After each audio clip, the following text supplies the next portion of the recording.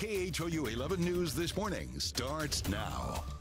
Good morning, everybody. I'm Lisa Hernandez. And I'm Russ Lewis. It's Tuesday, April 24th, 5 o'clock straight up. Yep. We're looking for a, I'd say, hot afternoon on Really? on the way. Well, for this time of year. Is it going to be hot today? I'm in the mid-80s, Brooks. That's right at the hot level. You know what? In about 2 months from now, you're going to say 85. What a great break from For those April. 90s. Let me qualify that. For April. For April. Good call. Good call. Yes, yes. Considering the time of the year. All right, so it will be a little bit of a cool start today. I call it mild. I guess it's all subjective, right? 58 degrees for the kids at the bus stop. I'd recommend a light sweatshirt you can shed by lunchtime because we'll see 76 by that time, and then a high today of 84 degrees. So it will be beautiful today. Low humidity, but hot considering the time of year. Our typical high is about 79 this time of year. Currently 56 in Richmond. It is 60 in Katy. It's 54 in Friendswood. Coming up, I'm going to track some rain before this work week is out, but I think we're going to get away with it as far as it affecting any plans because it's going to happen in the middle of the night. Darby? All right, thanks, Brooks.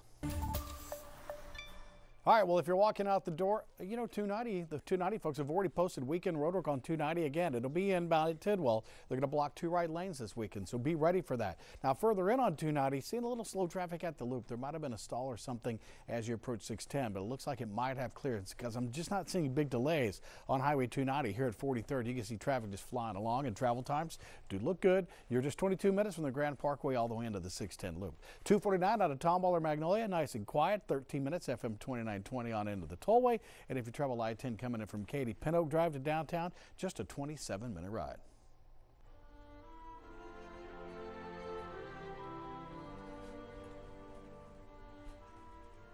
This morning, the Bush family says that President George H.W. Bush is conscious and he is responding to treatment. He was hospitalized Sunday after attending his wife's funeral on Saturday. Our Michelle Choi is live from Houston Methodist this morning.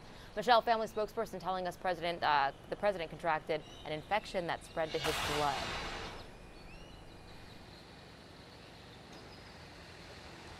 Yeah, guys, because of that infection, the former president had to be hospitalized here at Houston Methodist the day after laying his wife to rest. Now, according to CNN, at last check, he was still in intensive care, but according to a family rep, he was responding to treatment and appeared to be in recovery. Now, it's been a very tough couple of days for the 41st president after losing his wife early last week. But despite all of that, according to CNN, President Bush felt fine Saturday night and even went to dinner with the family after the burial. But Sunday morning, a family rep says the 93-year-old had to be hospitalized. Folks of all ages here in Houston are praying for the former president. I was just really emotional about it. He is one of the true classy people to serve in politics.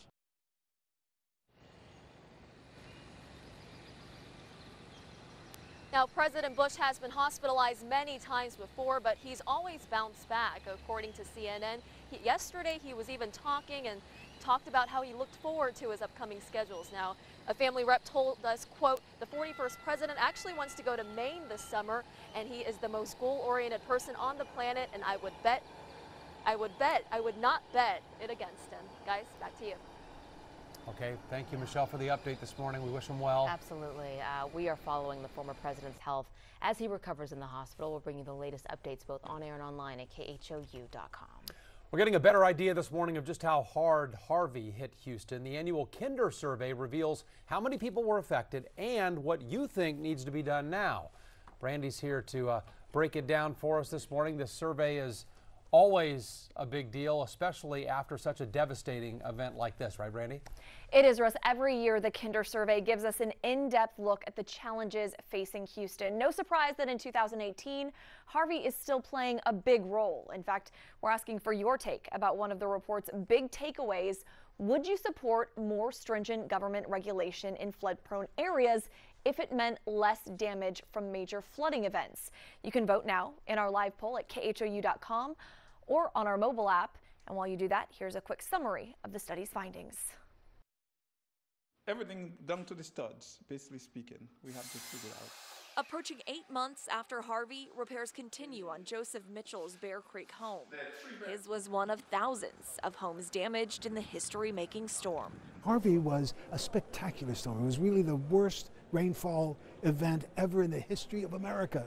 Professor Stephen Kleinberg with the Kinder Institute incorporated Harvey-related questions into this year's survey to gauge where we were, where we are, and where we want to be.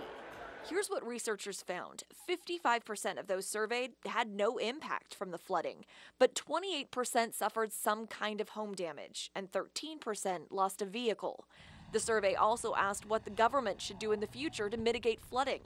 91% want to be told if a home flooded, 72% support banning building in flood-prone areas, and 66% think more regulations for development would have lessened Harvey's impact.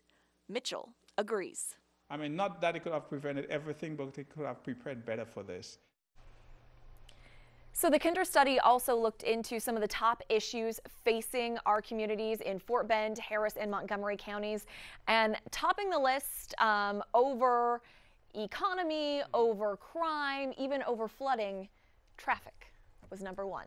Right, and traffic that's getting worse. I think that's what frustrates a lot of people is no matter how big the freeways get, it seems like it's getting worse. More people keep moving here. It's going to keep being a problem. All right, Brandy, thanks very much. And don't forget, you can still vote in our poll this morning, right, at khou.com/vote now, and also on our mobile app. Lisa?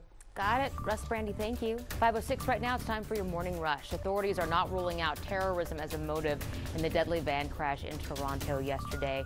10 people were killed, 15 others injured. CBS News reporting the suspect asked police to kill him. He was arrested and is expected to make his first court appearance sometime today. Well, check out these flames coming from a North Houston home overnight. The couple inside said they heard popping noises before that fire broke out. Luckily, they both did make it out safely. Not clear yet how the fire started. The Bush Presidential Library is extending its hours to accommodate people who want to visit the gravesite of Barbara Bush. It'll be open from 9:30 this morning until 8 p.m. tonight. Admission is free. Tomorrow, they'll return to normal hours and prices. The Senate Veterans Affairs Committee is reviewing allegations against President Trump's pick to lead the Department of Veterans Affairs. Sources tell CBS News that Ronnie Jackson is accused of drinking on the job and improperly dispensing medicine. Jackson's confirmation hearing is set for tomorrow. And finally, President Trump will hold his first official state dinner tonight with French President Emmanuel Macron. During the visit, Macron is expected to ask President Trump not to withdraw U.S. troops from Syria. And that is your Morning Rush.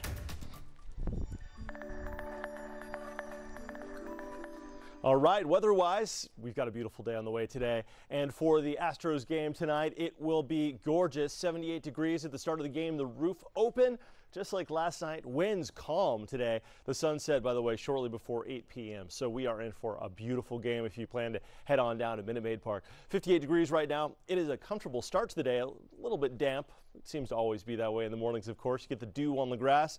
But the humidity levels today will be low, so a very nice day. Here's a live view from the Matagorda Bay Pilot Station. Always nice to take a look at the water early in the morning. Temperature there on the bay is 68 degrees. Meanwhile, when you go inland, it's considerably cooler. Conroe checking in with 50, Cleveland 52, Hobby Airport 58 degrees. Galveston Island is up to 66, similar to Matagorda Bay.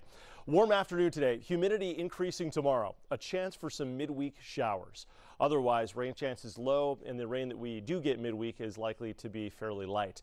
The system right now that I'm tracking is located in Colorado, western Kansas, and Nebraska, and it will be diving south. It is a cool front. It's a weak cool front to that. Nonetheless, we're going to see a warm day today, mid-80s, and it's only going to cool down about 5 or 6 degrees when it passes through. But when it does move through, we could see some rain associated with it. So here's future track. Clouds increasing tomorrow. The weak cool front approaching from the north. Looks like a pretty rainy day up in Oklahoma City for the day tomorrow. By the time the front gets down here, and this would be for the nighttime hours of Wednesday night into Thursday morning, the rain chances will diminish, but there's still going to be enough moisture in the atmosphere to produce a little bit of shower activity, maybe even a rumble of thunder. Now, just in time for Thursday, the sunrise, the clouds will clear, the showers depart, and we're in for a very nice forecast. So mostly sunny today, 84 degrees, your 7-day forecast. 20% chance of rain tomorrow. Thursday, a 30% chance of rain early in the morning, but otherwise nice day. 79 on Friday, and for the weekend, looking very nice with low 80s. Now, Saturday is the start of the MS 150, and it looks to be a fantastic forecast, looking good. A crosswind Saturday, but a tailwind on Sunday. And if you're a long distance biker, you know exactly what I'm talking about. Both are manageable, especially the latter.